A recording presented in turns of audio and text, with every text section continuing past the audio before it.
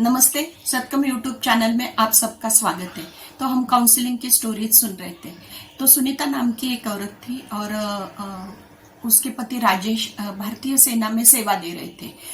तो राजेश हमेशा जब बॉर्डर पे जाते थे तो सुनीता बहुत ज्यादा रोती थी। सुनीता की एक लड़की थी अवनी करके, 4 साल की थी और वो सास ससुर के साथ एक छोटे से गांव में रहती थी। जब भी टेलीविजन पे कुछ न्यूज आती थी कि बॉर्डर में ऐसे हुआ कि एक धमाके की आवाज आती थी, नहीं तो बाकी के जो न्यूज आती थी तो वो बहुत ज्यादा डर जाती थी। उसको लगता था क्या मालूम अभी क्या हुआ होगा। और ये डर इतना ज्यादा उसका बढ़ गया था कि वो हमेशा वही सोचती रहती थी कि क्या हुआ होगा क्या हुआ होगा।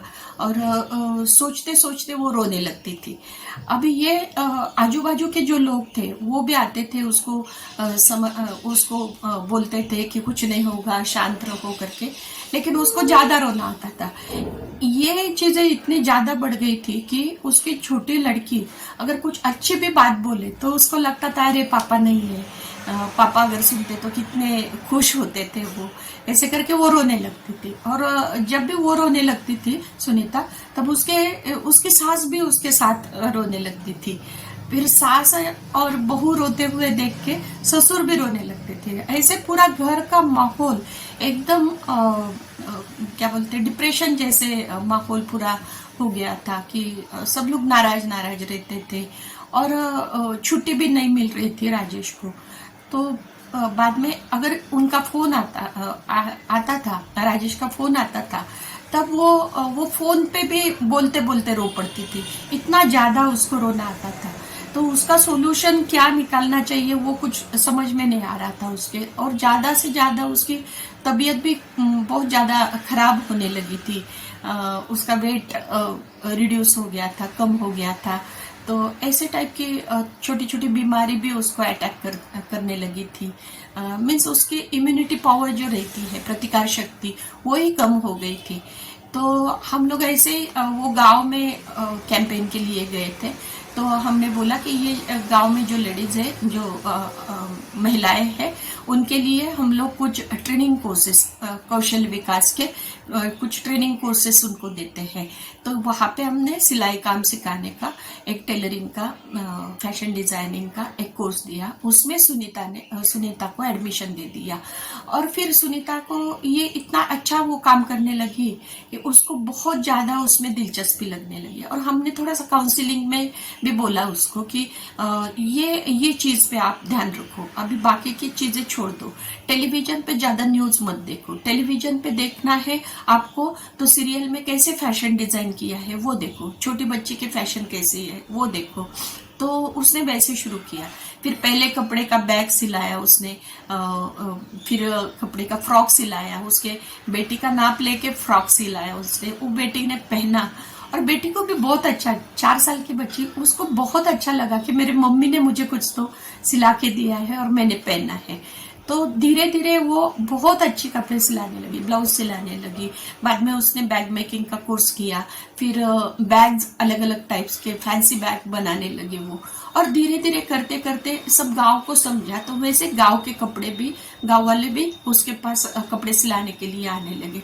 उसके ऑर्डर बढ़ते गए और फिर वो उसमें व्यस्त रहने लगी। उसने सिलाई मशीन तो ले ली थी, उसमें व्यस्त रहने लगी। तो उसका रोना थोड़ा सा कम हुआ था। जैसे दिन भर रोती थी वो, अभी वो 3-4 बार रो पड़ती थी। फिर जैसे जैसे कपड़े बढ़ते गए तो उसका ध्यान उसमें पूरा था कि कैसे फैशन करना है। उसका पूरा काउंसलिंग हमने किया था। तो वो कैसे कपड़े देखने हैं, कैसे टेलीविजन पे कैसे फैशन रिकॉग्नाइज करनी है, देखनी है, वो करके उसने अपना छोटा सा बिजनेस घर में ही शुरू कर दिया। और वो अभी अच्छे खासे पैसे कमाने लगी थी। पहले महीने में उसको 10,000 रुपए मिल गया। गांव में 10,000 अच्छी अमाउंट बोली जाती है। तो 10,000 मिल गया, वो बहुत खुश हो गई। और उसने तब तक राजेश को बोला भी नहीं था, उनके पति को बोला भी नहीं था, क्योंकि वो बहुत ज्यादा एक इमरजेंसी सिचुएशन में काम कर रहे थे सेना में। तो एक दिन अचानक से दरवाजे का आवाज आया। तो छोटी लड़की थी, वो दरवाजा खोलने के लिए गई और अचानक सा देखा तो राजेश खड़ा था, छुट्टी लेके, 2-4 दिन की छुट्टी लेके वो गाँव आया था। तो वो भी आश्चर्यचकित हो गया कि ये, उसको आश्चर्य लगा कि इतने मीन्स ये रोने वाली लेडी है, अभी इतना अच्छा हंस के उसका स्वागत किया है, क्योंकि उसको भी सरप्राइज था वो। और उसने मशीन देखी, मशीन पे कपड़े रखे हुए थे, मीन्स ऑर्डर के कपड़े रखे हुए थे, वो देखे। फिर एक छोटी सी नोटबुक थी कि किसका ऑर्डर है वो लिखा हुआ था। और फिर छोटी सी वो जो लड़की थी वो अवनी आई और बोलने लगी कि पापा पापा देखो, मेरा ये जो फ्रॉक है ये मेरे मम्मी ने सिलाया है, ऐसे बोल के उसने पापा को फ्रॉक दिखाया। तो वो बहुत ज्यादा खुश हो गया और वो बच्चे की खुशी देख के भी उसकी आंखों में आंसू आ गए। फिर वो उसने समझाया सुनीता को, हम भी टेंशन में रहते थे, आप खुश रहते हैं तो हम भी खुश रहते हैं, आप टेंशन में है तो हम भी टेंशन में रहते हैं, हमें समझ में नहीं आता कि क्या करना चाहिए, अभी हम तो छुट्टी लेके आ नहीं सकते हैं, तो इसके लिए आपने खुश रहना बहुत जरूरी है। और ये एक अच्छा माध्यम मिल गया आपको कि ये माध्यम में से आपका जो मन है वो डाइवर्ट हो गया है। एक फोकस जो हमेशा वही बैड न्यूज में रहता था या हमेशा डरा हुआ माहौल रहता था, अभी वो जो माहौल है ये पूरा चेंज हो चुका है। तो महिलाओं ने, उसको भी अच्छा लगा, महिलाओं ने ऐसे छोटी छोटी चीजें जो है, छोटे छोटे हैंडीक्राफ्ट बनाना है, ब्यूटी पार्लर चलाना है, सिलाई काम है, फैशन डिजाइनिंग है, कुछ फूड आइटम तैयार करना, ऐसे कुछ स्किल डेवलपमेंट के इसमें स्किल डेवलपमेंट के कोर्सेस ट्रेनिंग लेके, या अभी बहुत सारे मीडियाज है वहाँ पे अवेलेबल है, वैसे करके उन्होंने अगर छोटा सा रोजगार तैयार किया तो उनका ध्यान जो हमेशा एक ही निगेटिविटी पे जाता है वो पॉजिटिव एटीट्यूड हो सकता है और उनका परिवार अभी बहुत ज्यादा खुश है। और राजेश भी अभी खुशी खुशी अपने काम पे गया, फिर उसको भी बहुत अच्छा लगा कि सब घर फ्रेश लग रहा था, अभी उसका रोना पूरा बंद हो चुका था और सास ससुर भी बहुत खुश थे और वो अभी खुशियां बांट रहे थे। गांव में भी खुशी का माहौल था कि अच्छा खासा एक फैमिली है, कुटुंब है, तो अच्छा खासा उनका चल रहा था।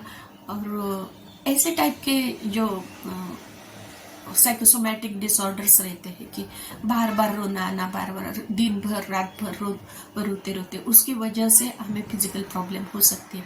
तो आपके भी आजू बाजू ऐसे अगर कोई सेना में सेवा दे रहा है और उनके फैमिली है यहाँ पे, और उनको भी हमने सपोर्ट करना चाहिए, या पुलिस डिपार्टमेंट में रहते हैं लोग, या ऐसे लोग हैं कि जो हमेशा बाहर रहते हैं और फैमिली को कुछ इनकम जनरेशन की जरूरत भी रहती है और वो बच्चों की वजह से उनकी पत्नी नहीं जा सकती है बाहर, तो उन्होंने ऐसे छोटे छोटे प्रोग्राम करने चाहिए। तो आपको ये कैसा लगा इस पे कमेंट कीजिए और सब्सक्राइब कीजिए हमारे चैनल सत्यम फाउंडेशन। धन्यवाद।